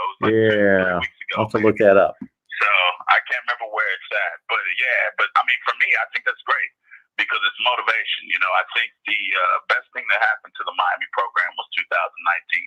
It got so awful and so embarrassing that the brass could no longer fake and feign their advocacy for football. They had to actually get involved. It was embarrassing the university as a whole, the way the team was looking on the field. You can't have it both ways. You need to be all in on the football program or not. And, if Miami had the history of Miami's football program was at any other program, they would be, lauded and revered. It's just unfortunate that Miami's program was unapologetically black in its heyday, and how that rubbed the NCAA wrong and some of the boosters wrong, and it just kind of just now coming back around to it. So it is what it is, Okay, I'm looking at it right here, Dante. College Football News released this just a few days ago. Numbers 130 down to number 1. They've got Chad Morris, Arkansas at 130. Of course, he was fired. Dana Hogerson of Houston at 129, which I'm going to go along with their rankings in that they must be ranking these coaches based on just what they did this past season. Because, of course, Dana Hogerson is not the second worst head coach in the country over the course of his career. Years at West Virginia. Absolutely. They are looking at one season, and I get it. This is difficult to do. Tom Arth, Akron at 128, Walt Bell, UMass 127. Of course, those teams are awful. Dana Dimmel. This was voted on by coaches, or well, let's see. Let's see if they explain it here. Wrapping up the 2019 season. Here's a final look and ranking of the job of all 130. So they are ranking the job that they did in 2019. I think it's just their ranking. They don't say that they took any kind of a poll. Yeah. So, and I mean, like I said, 122, I think it reflects the fact that, just like the combine shows. You know, we got 8 players there, you know, and half of them probably go undrafted, which is sad. But, you know, it just shows it's never been the talent. It's definitely always been the coaching. And the fact that, unfortunately, Miami has always been treated like a play toy. And what I mean by that is, even by our best, we haven't had the loyalty to the program, which is sad. You know, Schnellenberger built the program, got one and left. Jimmy built the program, got one and left. Dennis left, but Jimmy and Dennis left to go pro, so that's understandable. The way Butch left to go pro was unfortunate because he probably went pro because he was getting lowballed by the brass. Yeah. So he decided to take the Browns job. But since then, what happened with Coker in 2005 when they forced him, well, they basically gave him an ultimatum of, like, we're going to get rid of you or make some changes. They should have got rid of Coker because he fired all the people that knew the Miami identity, you know, and he got rid of the whole staff when he was probably the weakest link on the staff, you know. And it would have been like if Manny would have fired everybody from last year and kept himself. He's better off now. Like, you can see changes. It's just the off season, but there's decisive, discernible changes you can see in Manny's behavior and the way he's approaching things. That literally, for me, it's the end all be all. It's the way you approach being head coach in Miami. It's one of the most unique jobs in college football because it's such a perception that the talent's always going to be there. You've had these people like Al Golden and Mark Ricks and Randy Shack who think they can do whatever they want to do and not do what's best for the talent. You know, and that was our problem with Dan Enos last year. You know, I don't think Enos' offense was the issue. It was his lack of command of the offense that was the issue. I mean, he's running the same offense that Sean McVay or Sean Payton or John Gruden ran. He just didn't know how to run it as good as him. Okay. You know, plus he kept trying to make it seem like he knew spread because I think that's what he told Manny Diaz, you know, to get the job. And he would run spread concepts that just never worked because he didn't know what he was doing. It was a catastrophe, but like I said, it was a blessing in disguise. I think Miami will be a viable part of the Roaring 20s. So just to give some insight into this ranking, now that I've looked at it, and this is what I anticipated and remembered from watching and looking at this list last year, they are not saying that these are the best to worst coaches in the country, top to bottom. They are saying that this is the job that they did this particular season. So, for example, Scott Frost, they are ranking at Nebraska the 106th coach who performed in 2019, and they post their rankings from last year and the year before and had him at number 2 in 2017, of course, after they went undefeated at UCF. So there's no way that a coach who's the second best coach in the country can be 106th 2 years later. So I understand what they're doing, but they're not saying that Scott Frost suddenly got dumb or that, Dino Babers was the 10th best coach in the country 2 years ago. 1 year ago, he was 10th, and now he's 101st. But it's an interesting list, and we may do a live stream and go through the whole rankings, and I'll poke holes in it. Motivation, keep them honest. You know, they're getting the big bucks. Somebody's got to keep them honest. You know, There you go. Got to scrutinize them. Besides just the run-of-the-mill fans screaming at the top of their lungs with anger and frustration. You know. Yeah. I wanted to ask you, because I'd asked in the stream, but I rarely got the chance. I would remember it at the end of the stream. So based on a scale between where Florida State, when they tried to implement their spread for the first couple of years under Willie Taggart and Kendall Brown, and then what happened with Joe Brady and LSU, how they flipped it in 1 year. Yeah. Where do you think Miami will fall in their first year of application of the spread air raid concepts that Red Lashley is going to try to introduce? Do you think Miami struggles? Do you think they're medium? Do you think they flourish? Like, it's kind of early, but just if you had to surmise from right now, where would you see Miami in their application of spread air raid transition? Because, they're basically going from typewriter to computer in one off season. So I think it's a phenomenal question. And the two extremes that you gave me are the two extremes. You've got Florida State with top 15 talent with some semblance of skill players that are good going into 2018, but a horrible offensive line.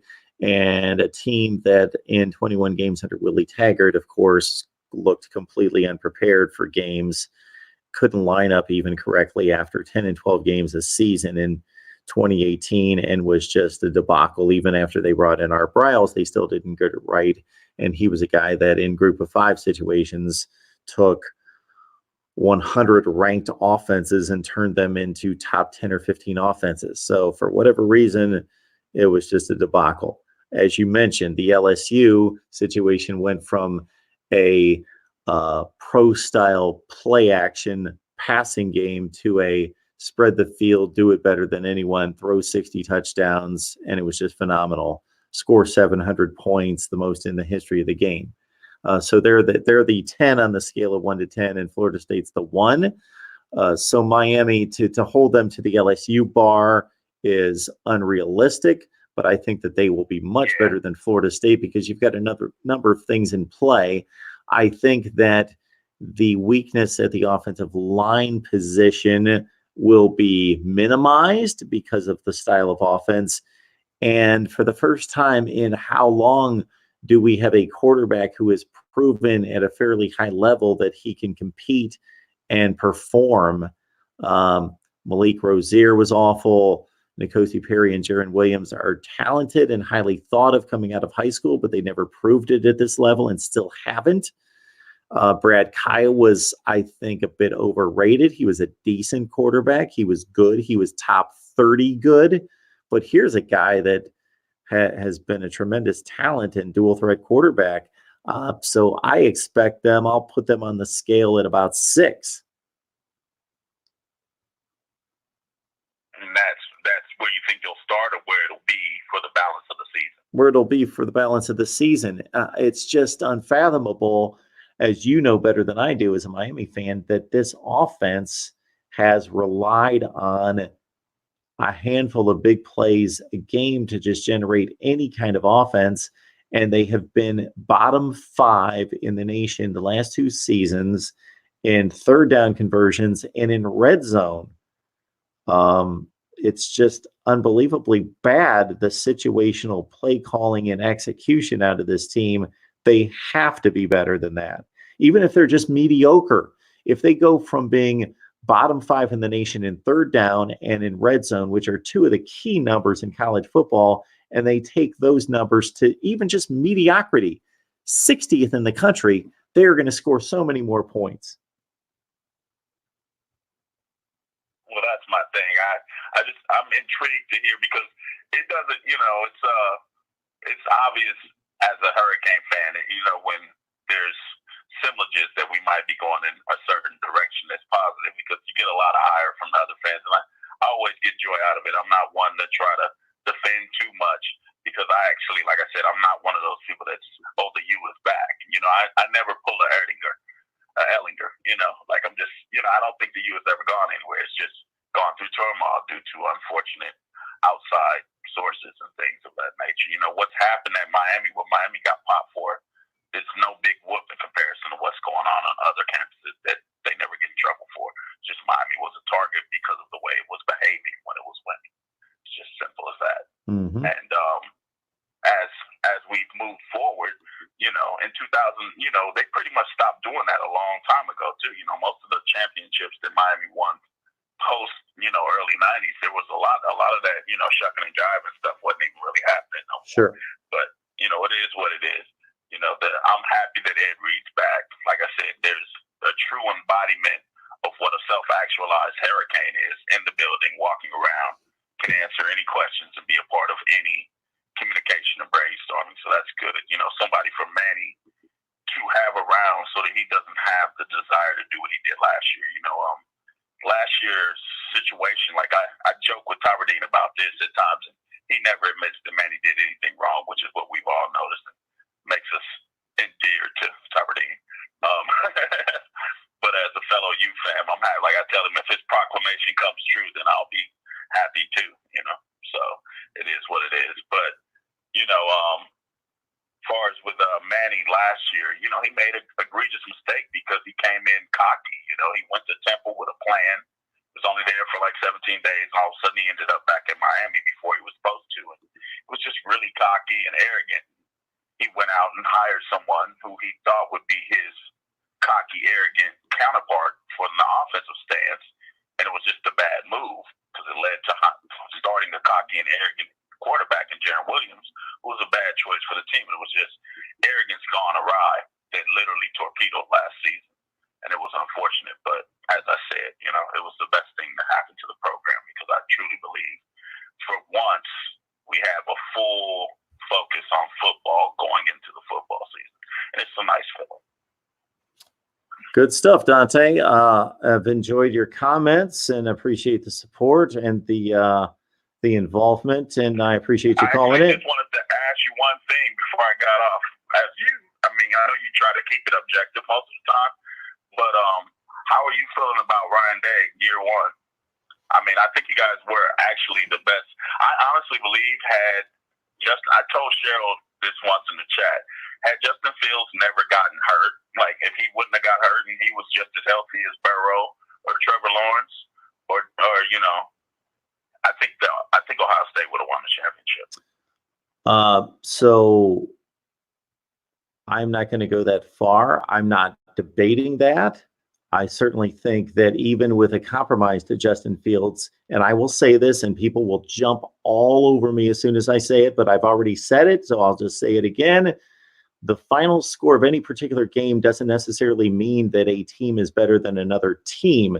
That means that they earned it fair and, well, I don't know about fair and square in this particular situation, but you know what I mean. The year that Clemson won a national championship. Better team that day. The year that, exactly. For example, the year Clemson won its first national championship in 2016, they lost to Pitt at home. Were they better than Pitt? Yes. Did they lose fair and square to Pitt on that particular day? Yes. So the better team doesn't always win. They typically win. But not always. As you well know, your 10-3 Miami team in 2017 lost to a 5-win Pitt team. Were they better than Pitt over the course of the season? Of course, but they lost on that given day, fair and square.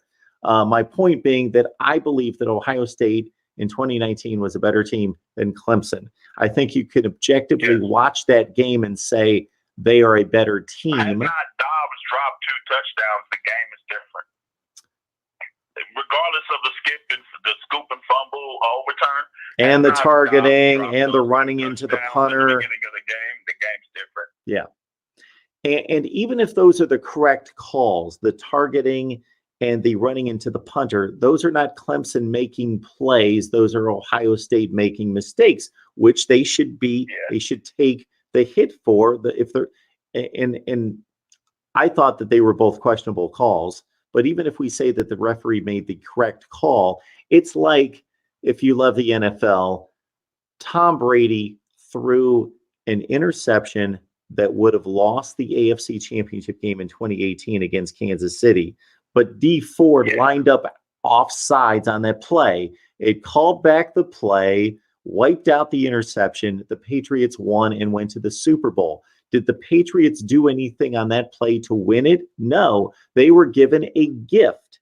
Now, that's Kansas City and Dee Ford's fault, but the Patriots were given a gift that they didn't earn. So it's similar in this situation. And as you mentioned, to watch Justin Fields play the first 8 or 9 games of the season versus what he was compromised in playing down the stretch and against Clemson, he was just a different player. He still played well, but he became a pocket passer. He was a pocket passer. Yeah, he had to be a pocket passer when he was naturally a dual threat. If you watch, and then especially once Dobbins got hurt and they couldn't even run the read option or the RPO, basically they were a drop back passing team in the second half. They were very crippled in regards to play calling in the second half. And again, injuries in terms of Dobbins and even Fields coming into the game, that's part of the game. But anybody with any sense that watches football knows that Justin Fields is a dynamic playmaker with his legs, and that was completely taken away from him.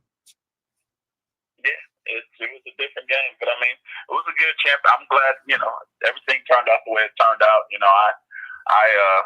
obviously a Hurricane fan, but I pay attention to all the all of college football, and I have family from Louisiana that have very strong LSU ties, so I always pay attention to them as well. Yeah.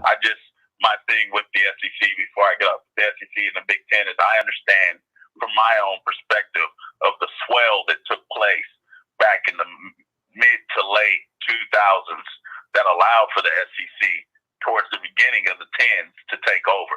Because when Alabama was allowed to play LSU for a second time in that national championship game when it clearly should have been Oklahoma State, that messed up. Alabama had no business in that game. When Oregon and Auburn played, that was a big game. But the real one that really changed everything was when Colt McCoy got hurt and Alabama got a lucky championship because Colt McCoy got hurt.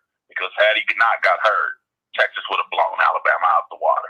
And that's the same thing that would have happened if Brandon Whedon would have got a chance to take on that LSU defense. Because back then, the SEC was still playing prehistoric football, and they were not ready for spread offenses, which is why Nick Saban used to pull his hair out all the time. Over the last few years, the influx of talent, all the SBN backing, all the money goes to the SEC. The South cares about football more, yada, yada, yada. But I really think that's when everything changed. The only reason the SEC dominates is because of the money and the perspective that is put on it. Most of the players go there because that's where the limelight is shined. If the limelight was shined more fairly across college football, the SEC wouldn't dominate like that. Good points. I got to say that I agree with some. Other ones I would debate you on, but tonight's not the night. Yeah, no doubt. I appreciate you looking. That was just a raw estimate of a playoff. I mean, in the end, essentially, one of these days, I will remind you in the chat. Maybe you can break down your playoff idea to me. But for me, the playoff, the only idea I was trying to push is that I think that the playoff should involve a 64-team playoff where the top tier 1 through 16 actually plays for the Natty. The next 2 to 3 to 4 tiers, they play a playoff for tier championships. Everybody below 65 gets to practice to the end of the season. But you play playoffs to keep, and what I meant by division winners, the Power 5 division winners, like you win the Coastal, you win the Atlantic, you still go. And I understood what you were saying. It wouldn't make sense to have an 8-4 team playing for a national championship, but that's exactly what happens in college basketball. My main concern is I don't like seeing people get to play for national champions when they're not regional champions. If you don't win your league or your division, you shouldn't be allowed to play for the national championship, period. And there's too many times they've snuck SEC teams in that didn't even win their division or their league, but yet they're playing for the national championship. It's just not right. All right, Dante. So I have posted videos in the past where I have outlined my playoff system, and I will do that again in the future. No doubt. No doubt. It's a pleasure, Mark. I'll be following you, man. Enjoy the rest of your night. Thank you for allowing me to call in. Thank you so much, Dante. It's a pleasure. Thank you. All right. And with that call, we will wrap it up for a night. We appreciate you stopping by. Mark Rogers TV, the voice of college football. And again, what a week we've got. Consider Florida State, Miami, Ohio State, Notre Dame, Auburn, Clemson, Florida, and Alabama live streams all this week. Soak that up. Clemson, Auburn, Alabama, Florida, Notre Dame, Ohio State, Florida State, Miami live streams this week, plus my analysis on a number of the topics that we talked about this week, right here at Mark Rogers TV, the voice of college football. Please like, comment, share the videos, and subscribe. And we will see all of you very soon. If not before Monday, we will be here, and I will leave it in the community page and the notifications. That's why you got to subscribe. Monday night Notre Dame talk at 6 p.m. Eastern time live. See you soon. And again, thank you for the birthday wishes for my mom at 90. I will show her those tomorrow. Thank you so much.